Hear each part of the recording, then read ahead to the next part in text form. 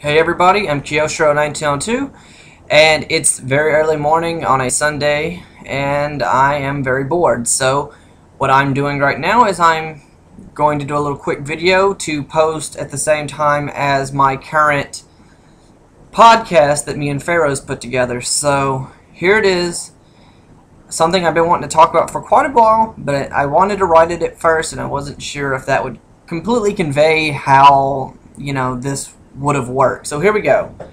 What I'm going to talk about is the top 5 most influential anime that have defined how I consume anime as a culture and an animation style, and what really ultimately decides, the top 5 shows that really influence this. And you might be surprised by some of them if you know some of my taste in anime. So let's start. Number 5, and probably one of the more influential ones, but really it affected my childhood more than anything else, was Dragonball Z. Now, I'm not one of those people who is a big fan of the whole, I'm throwing power balls at you, things. I never liked that about Dragon Ball Z. In fact, I'm one of the few people who didn't even like the fights in Dragon Ball Z. I'm going to get railed immediately for saying that, but I did not like Dragon Ball Z's fight scenes. I had grown up on Dragon Ball, and Burger King had some of my childhood friends will catch this immediately. Dragon Ball Z was being advertised by Burger King when I was young, and that was my first introduction to that series. Up until that point, I'd watched a little bit of Dragon Ball. Didn't really know much about anime because I was watching Pokemon, which, believe it or not, is not on this list because it wasn't very influential to me. Go figure. Shin Megami Tensei being one of my favorite series, Pokemon never stuck with me as a show I should keep watching. But Dragon Ball Z, it's very influential on me because I love the character design. So when people ask me why do I like big bulky characters in my anime, I usually go, I don't know, they're bulky and they're cool and they can kill people. No, it was Dragon Ball Z.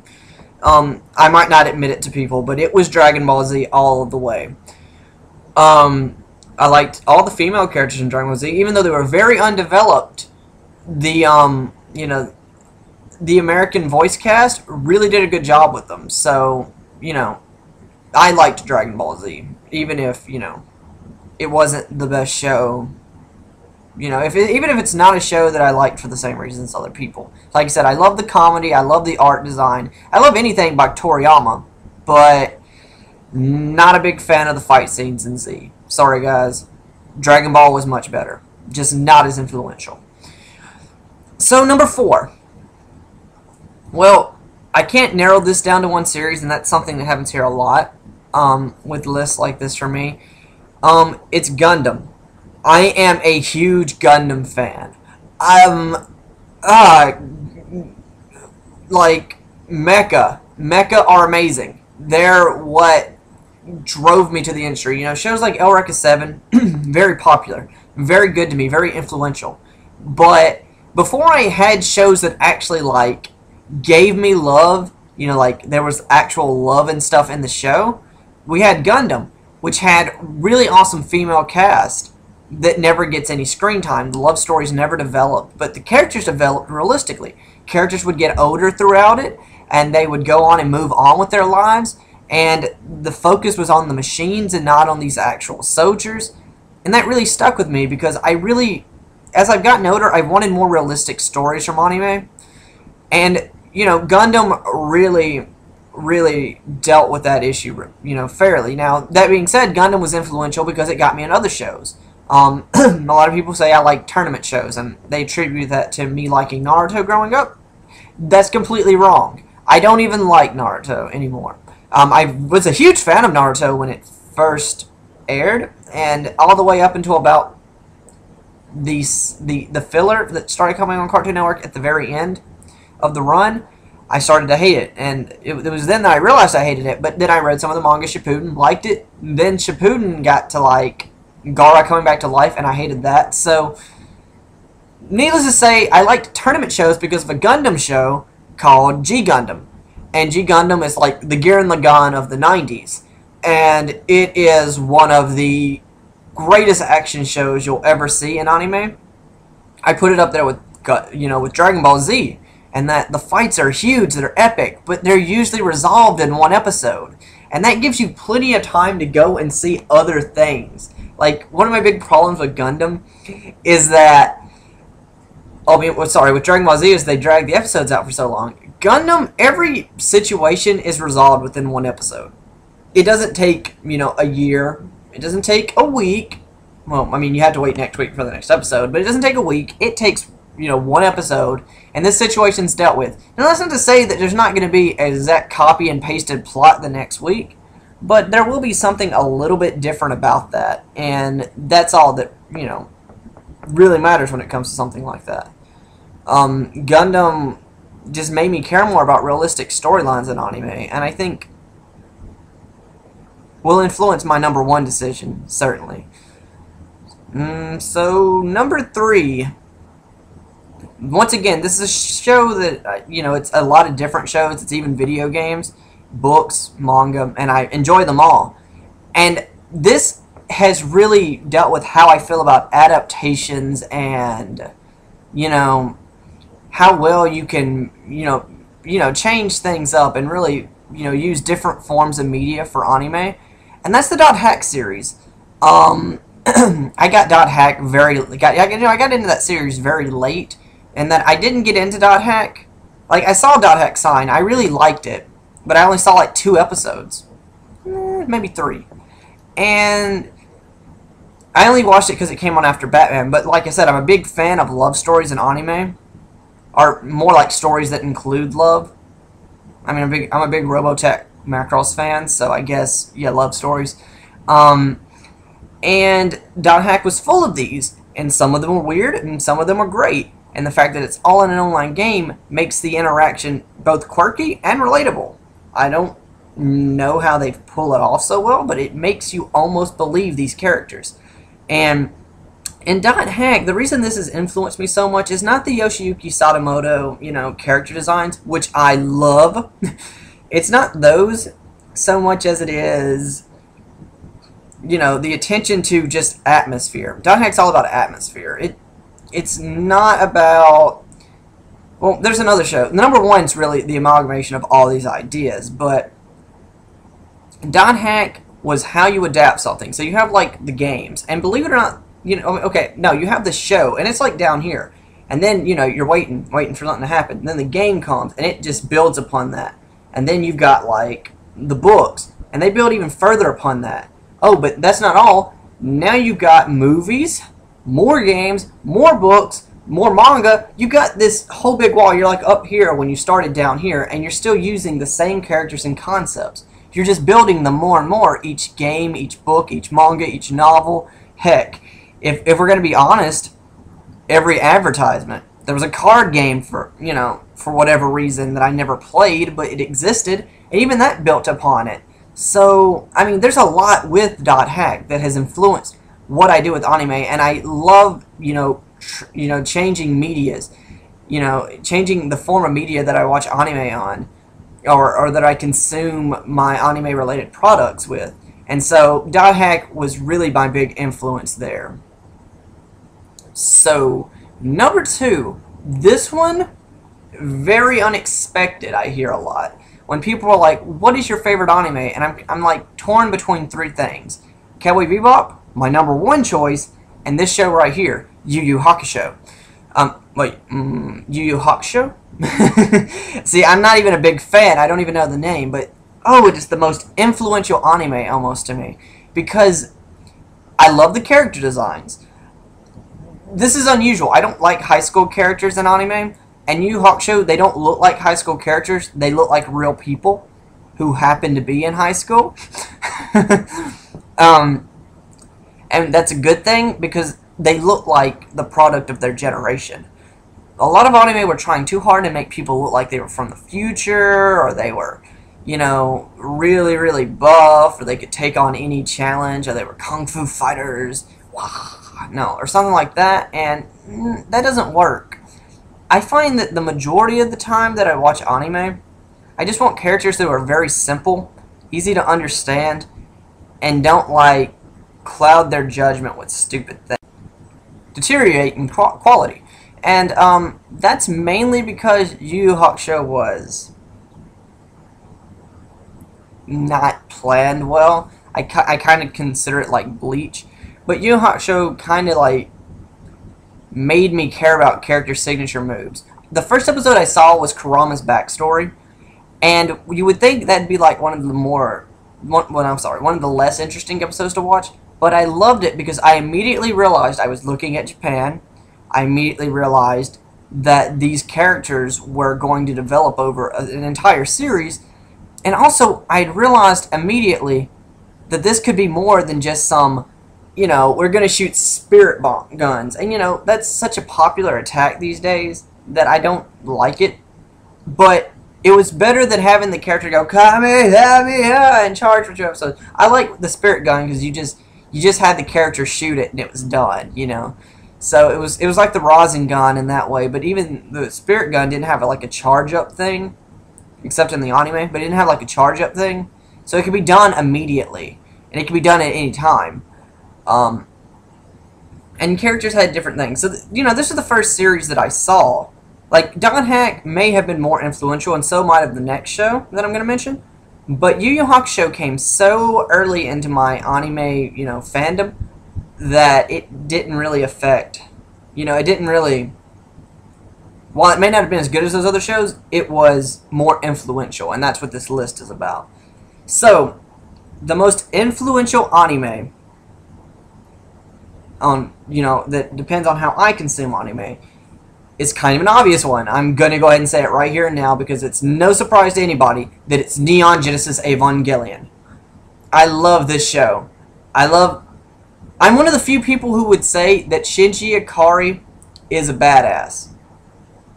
And no one else will say that. He pilots a big gigantic robot. He's more badass than me already, so he's a badass. I'm not saying he's like Alucard badass. I'm not saying that at all. I'm just saying that he's much cooler than, say, you know, Xion from Harui, because Xion doesn't have a big gigantic robot. Now, does he? Oh, and he whines too, but, you know, when people talk about Xion, they're like, he's totally okay. You know, he has reason to complain. There's this girl in his class that's bothering him. Shinji has reason to complain. But, no, let me get to a point. I will do an Evangelion review at some point when I feel like I'm qualified to truly not fanboy out about it.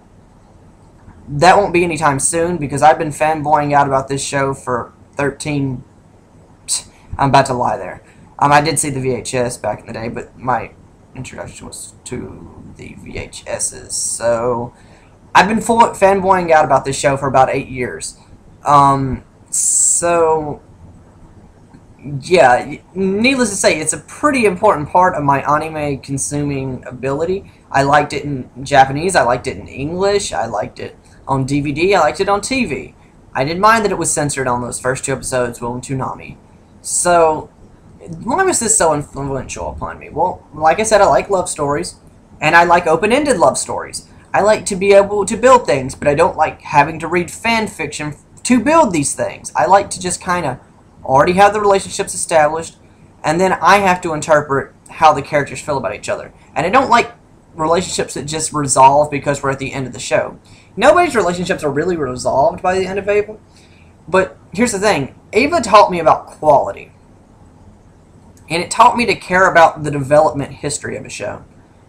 And I think that's the most important thing. When you ask, what happened to Macross? Why are there so few Macross shows?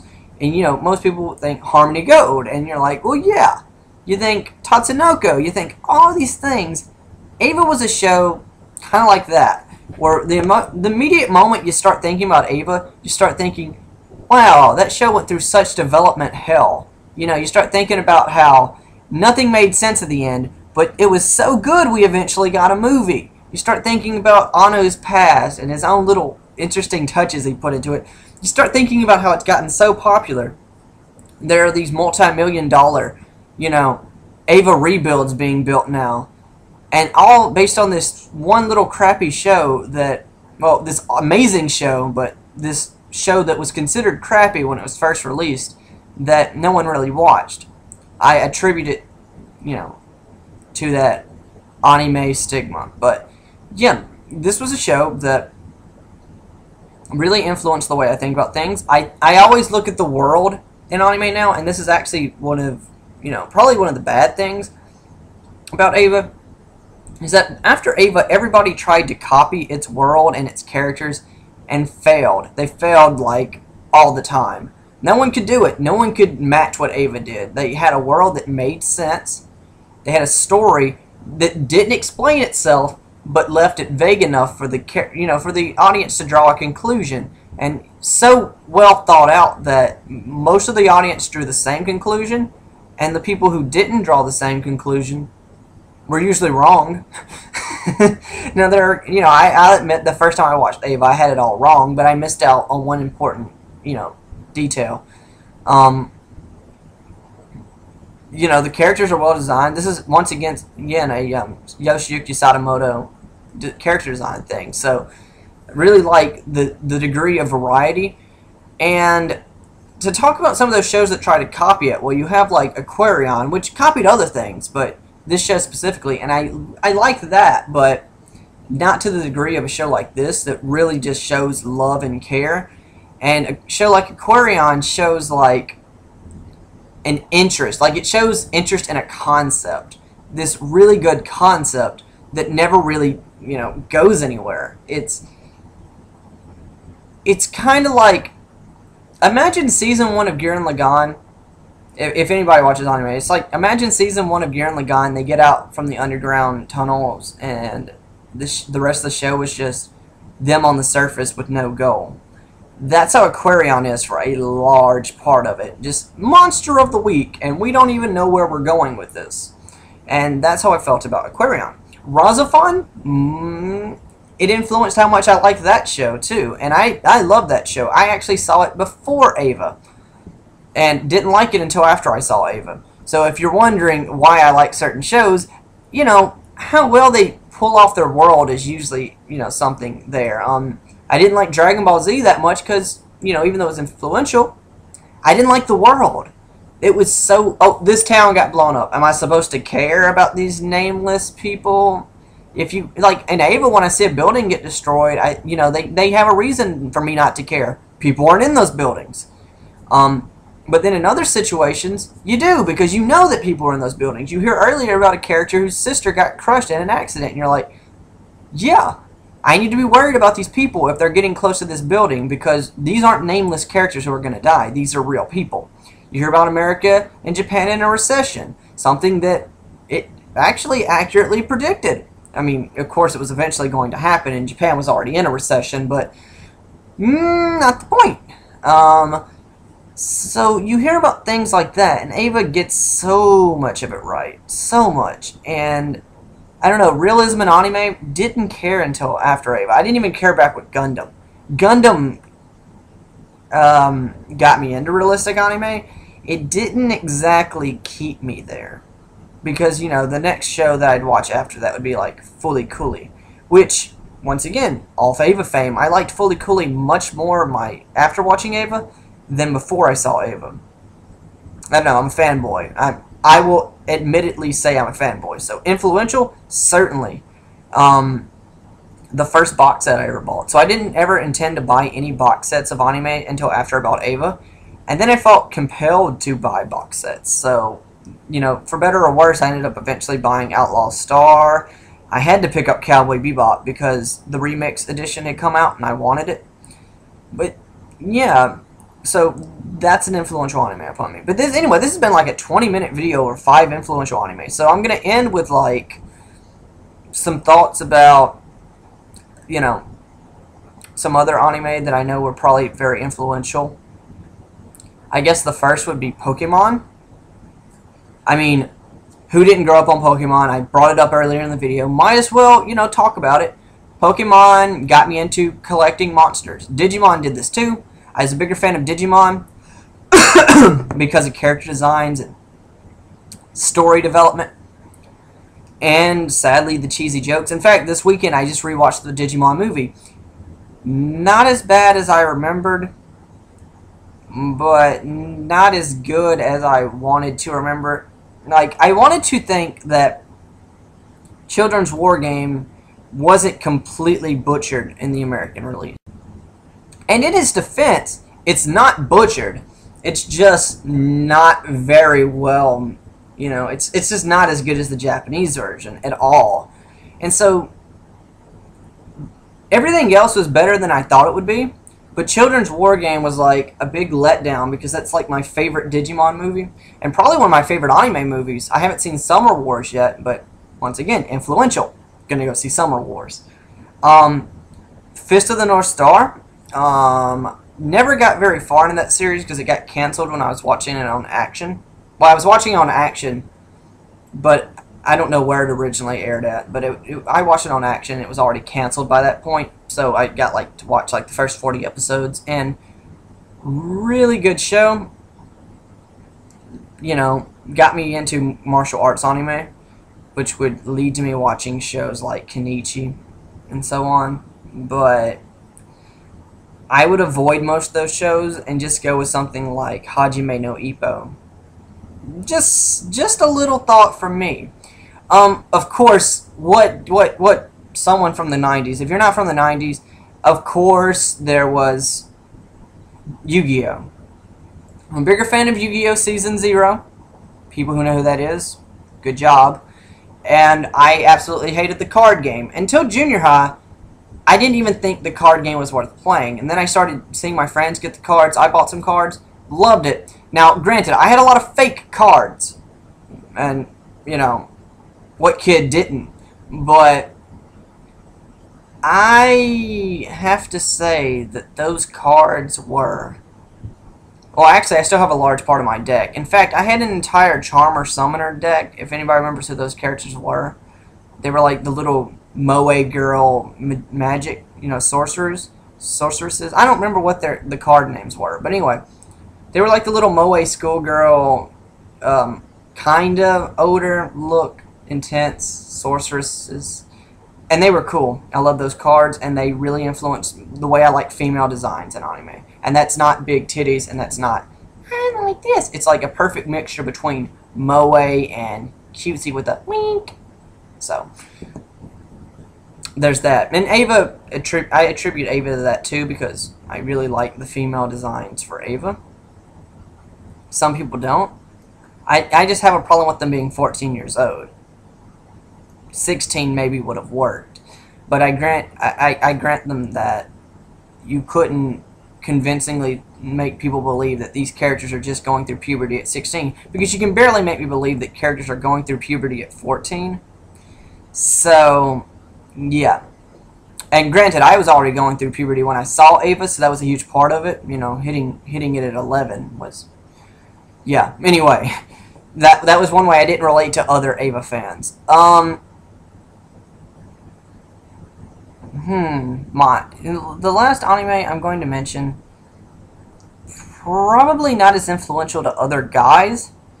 I'm going to say Power Rangers, not an anime, but the anime I was going to say that's probably not as influential to other guys as to me, but I had a sister growing up, so of course I saw this anime all the time, and I hated it. I hated it, but my sister loved it, and at some point, I stopped hating it and fell in love with it. And I still know very little about it because I'm like one of those people who doesn't want to disturb my precious, you know, nostalgic memories unless I absolutely have to. But this show is, you know, well, it's a show about these 5 schoolgirls who are named after planets and, you know, constellations. And they have this guy who saves them all the time who... wears a tuxedo and a big top hat. It covers his face, and, you know, Deke picked up the rights. And if you haven't guessed it by now, you don't know it. So it's Sailor Moon. Sailor Moon. Why do I like this show? I can't tell you. I can't tell you why it's so influential. But I will tell you this. It taught me more about Japanese costuming than I ever thought I needed to know. Whenever people ask me, what was the first show that, you know, really taught me about shonen characters? I said, Sailor Moon. And all my girlfriends were like, why, who in that show? I'm like, Tuxedo Mask. And I'm like, he's not by shonen. And I'm like, he's bi shonen. He is bi shonen, alright. Other examples, well, you know, not to point out the obvious, but I was a kid and I was growing up and I was noticing that, wow, girls are pretty. I would certainly like to take her on a date sometime and fuck her brains out. Yeah, my bad. That wasn't supposed to come out. But yeah, Sailor Moon was good for that reason too. I mean, they wore short skirts, they all had different hair colors. No matter what kind of girl you were in the mood for, Sailor Moon had it, even if it was a man girl. Okay, not in the American version. But I digress. I'm being an extreme otaku right now. Something that this blog is supposed to be about breaking the stereotypes of. It's not doing so well, is it? Didn't think so. My bad. Okay, so those are my top influential anime. I'm hoping to have Pharaohs come in and give his top influential anime. I'm pretty sure Naruto would be on that list. Maybe Eva. But, something, you know, maybe Hellsing. Something I'm not putting in this video, though, is, you know, an update. I have two things that I want to put at the end of this just because it's important, and I'll probably make it, you know, I'll probably make an announcement on this blog. If you ever check my YouTube channel, which this is linked to, so, you know, this is actually a YouTube video. Two things. Okay. Put quotations around it. This is important. I'm discontinuing both of my current Let's Play videos that, you know, I haven't updated in forever, but I think it needs to be known that it's come to my attention that I'm getting a lot larger influx, not like large, but like a couple of views here and there on my Shin Megami Tensei videos, and I lost all that on my hard drive. You know, all that's gone. You're not going to see any more of that. Unless I decide one day I want to go all the way back to the game, back to the point that I got to, and continue again. I did a lot of leveling up off screen because I'm playing a glitched, you know, ROM copy. I'm not doing that again. Unless, you know, I just absolutely am in the mood for it. So, I'm going to have to say no more Shin Megami Tensei. And not for now, for good. That probably won't happen. I'm sorry, I know it was a good game. To make it up for you, I'm going to try to find something really good now that I'm finally getting back into the groove of things. I'm blinking a lot today. Must be because I'm finally getting tired. Let's see. Oh, and number two, I'm also ending my Landstalker Let's Play. I'm sorry about that. Had to be done. I have all the stuff. I actually have an episode recorded right now, and I'm not posting it to YouTube because I just recently got a video taken down for copyright. Not trying to have that happen again, number one. But the other reason I'm not posting it to YouTube is I think that doing that would mean that I'd be obligated to make more. And right now, I'm not doing that, so sorry.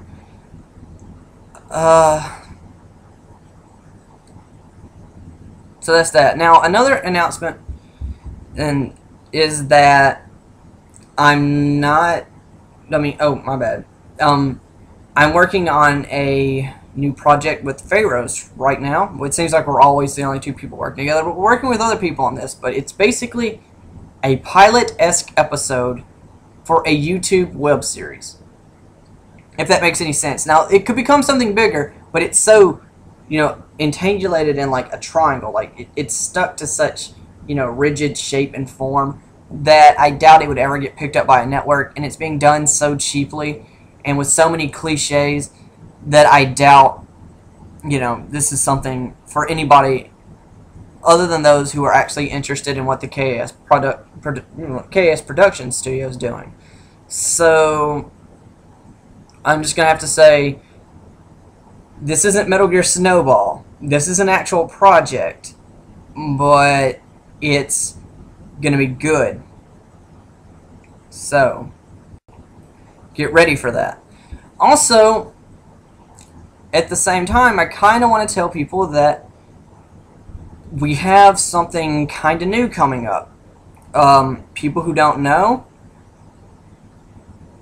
no. You know what? I can't announce that yet. My bad. I just wasted 20 seconds of your time. So I guess that's all that I have to say for this video. I was really bored, wanted to film something, and wanted to do it with very little editing. So here we go. I got the 5 most influential anime. Like I said, I'll get some more people in. We'll see what theirs were, and then we'll kind of coagulate. We'll kind of get together and talk about more. Oh, and if you have any ideas for things you want to see, feel free to suggest them. I'm doing the whole inbox down here thing, but no. If you have anything you want to see, let me know. I'm sure we could work some things out, me and the guys on the show. We have a new podcast coming up soon. We really need some ideas on what to film and talk about, because Comic-Con just happened. That's pretty much all we talked about last show. I have nothing now, unless I talk about like Versus 13. Okay, so with that being said, feel free to check out the YouTube channel. There's a lot there, and if you go back, there's a lot of really funny videos. Many have been removed by this point, but I'm sure there's still a few there that are like, yeah, like an awkward laugh, like Seth Rogen type thing. If you want to get at me, I'm Kyoshiro1901 on the PSN, which you can find that on my YouTube channel as well. And I'm currently playing a lot of Max Payne and Star Ocean 4. I'm also having a Tenchi review coming up very soon. Feel free to check that out. It's Tenchi Wrath of Heaven, kind of a retro review. And lastly, check out the podcast. Like I said, we just did one over Comic-Con. The YouTube channel, Kyoshiro1902. The blog, if you're not on the YouTube channel or you just don't know where to check, is kyoshiro1902.tumblr.com. Don't laugh that it's a Tumblr. I know it's a Tumblr. You don't have to make a joke about it. It's all I'm working with right now because I can't deal with the complexities of the blogspot method right now because I'm lazy, and that's really it. So, I appreciate all the views, guys. This probably won't get that many, but like I said, let me know what you want to hear me talk about, and feel free to post your most influential anime, because I'd love to know what it is. I know a lot of you are going to post the same things I did. So, let's get together, let's see, and I'll put a poll up at the end of the week and try to see what, what really holds up. So, I'm Kyoshiro1902. I'm signing out. Peace out. See you soon.